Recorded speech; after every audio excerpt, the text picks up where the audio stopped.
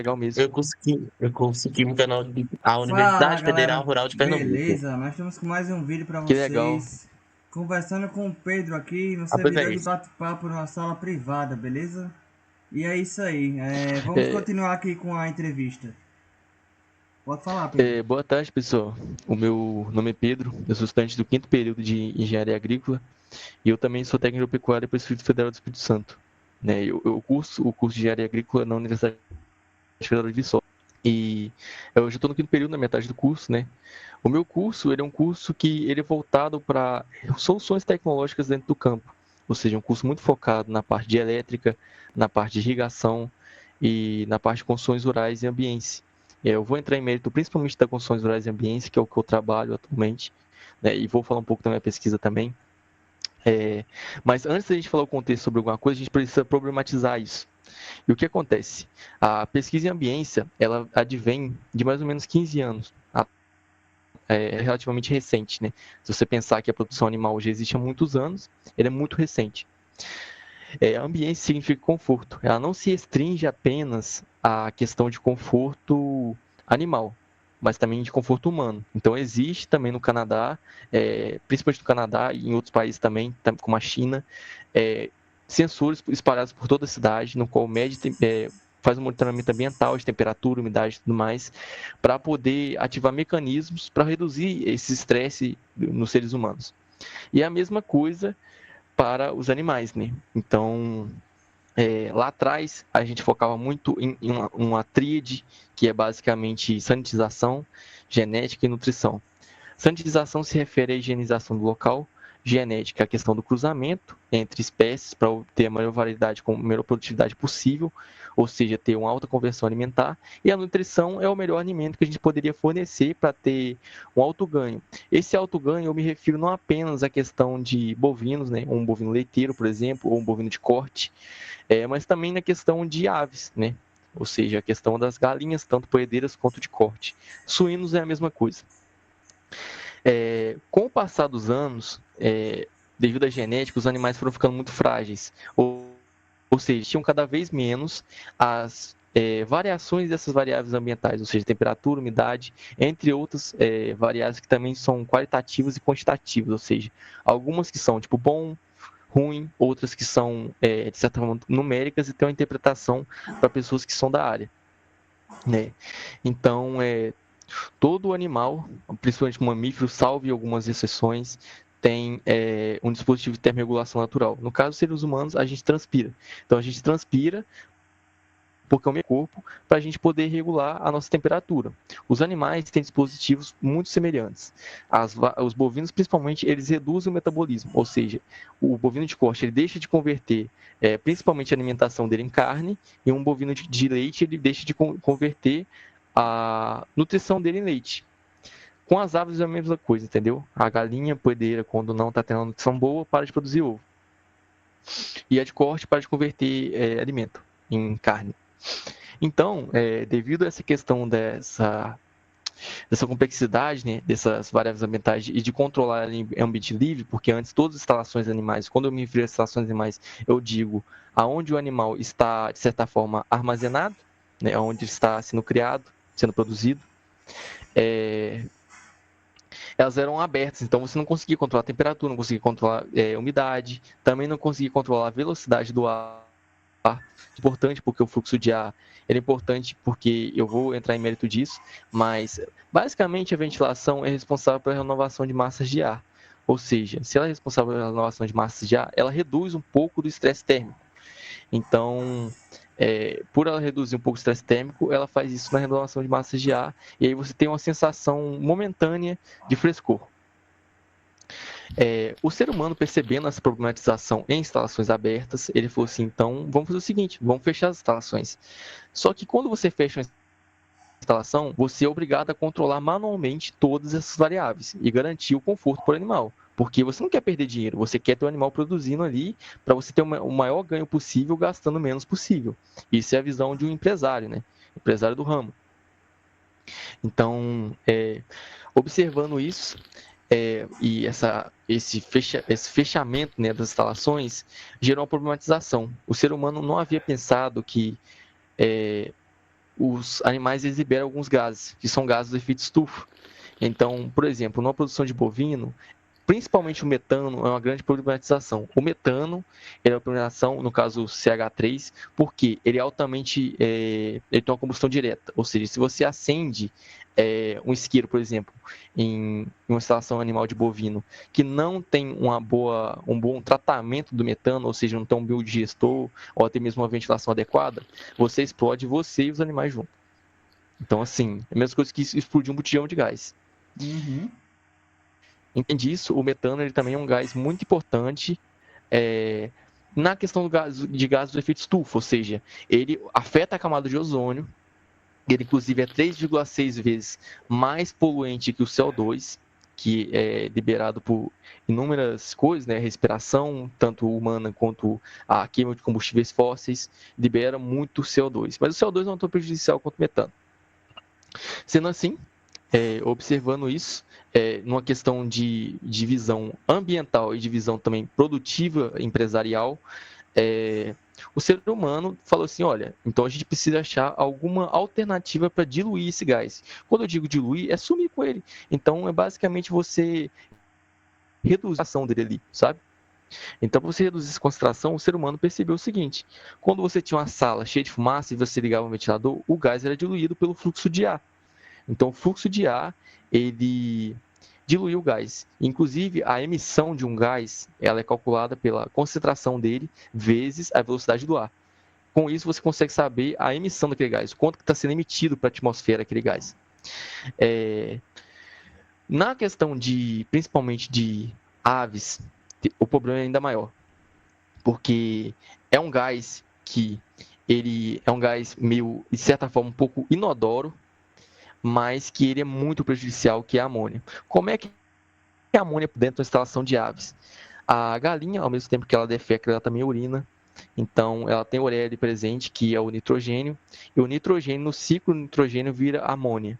A amônia, a exposição dela depende do tempo que você está ali sendo exposto a ela e também da concentração. Então, você ser exposto a 100 ppm de amônia num dia é prejudicial, mas também você ser exposto a ela a 20 ppm durante muitos dias vai ser prejudicial para você também. Então, 20 ppm de amônia é algo considerado já prejudicial. E é prejudicial não apenas para os animais, mas também para os humanos. A amônia ela ocasiona nos humanos a infertilidade, bem como também ela ocasiona problemas respiratórios. Nos animais é ainda mais sério, porque até hoje a gente não consegue quantizar o quão prejudicial é isso, porque é catastrófico. Problemas respiratórios, altera RNA das galinhas. Então, basicamente, o nosso código genético é formado por algumas letras e é como se a amônia conseguisse modificar uma dessas letras e isso causasse uma mutação nas aves. Então, é algo muito sério. Aí a gente poderia pensar de uma forma muito simples. Veja bem, se está sendo exposto, se tem amônia ali, e já que a ventilação dilui ela, então vou só ligar um monte de ventilador e pronto, está resolvido o problema. Só que aí falta um pouco da visão de empresário.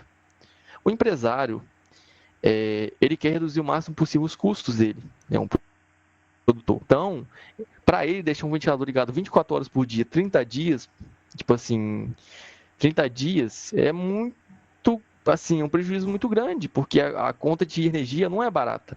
Inclusive, em alguns países, principalmente na Europa, você tem que utilizar, inclusive, gás natural para poder aquecer, porque ela é tão frio, você precisa aquecer as aves. Ou seja, lá, além do custo com energia elétrica, o cara tem também um custo com gás natural. Ou seja, lá o problema é ainda mais sério. Aqui no Brasil não existe legislação para a concentração de amônia e de CO2, algo muito triste, mas lá fora, na Europa, existe. Existe, porém não. Autores dizem que ao menos 45% dos produtores de lá não obedecem à legislação de 20 ppm de amônia e de mais ou menos 1.000 ppm de CO2. Eles não obedecem, a multa é pesada, só que a Europa é muito contraditória, porque ela exige de você que você seja muito regrado, mas não necessariamente ela é. E aí você fala assim, não, mas por que os caras não estão obedecendo a legislação? Isso é muito sério, é realmente muito sério. Só que, às vezes, o custo, ao menos, por exemplo, isso eu estou me referindo à região, a Peraí que eu até esqueci. Mas eu tô me referindo à região da Europa no geral, ao menos assim, o custo aumentado por ave para um produtor, se ele mantiver uma ventilação, no caso, uma ventilação mecânica de ventiladores e o aquecimento das aves num padrão considerado ideal, ao menos ele vai ter um custo a mais de 0,30 euros centavos por ave. Aí você fala assim, não, mas são centavos. Porém, esse produtor, ele não produz 10 aves, ele produz milhões de aves ao mesmo tempo. Então, 30 centavos na escala dele são milhões de euros que ele está perdendo por mês com isso. Então, esse é um dos maiores gargalos que a gente tem hoje em dia dentro da questão de instalações animal. Existem alternativas para isso, né? A gente tenta o máximo possível levar sensores mais baratos, inclusive o tema da minha pesquisa é esse, a construção de sensores de baixo custo utilizando um instrumento da engenharia chamado túnel de vento, que eu vou explicar um pouco mais, mas por que sensores de baixo custo? Imagina um produtor que quer saber se a vaquinha dele ali está passando por estresse térmico, ela está produzindo pouco leite, o que está acontecendo com ela? Ele precisaria, ao menos, de um termômetro, assim, com uma alta confiabilidade e também precisar de um termoigrômetro. Termoigrômetro é para medir umidade.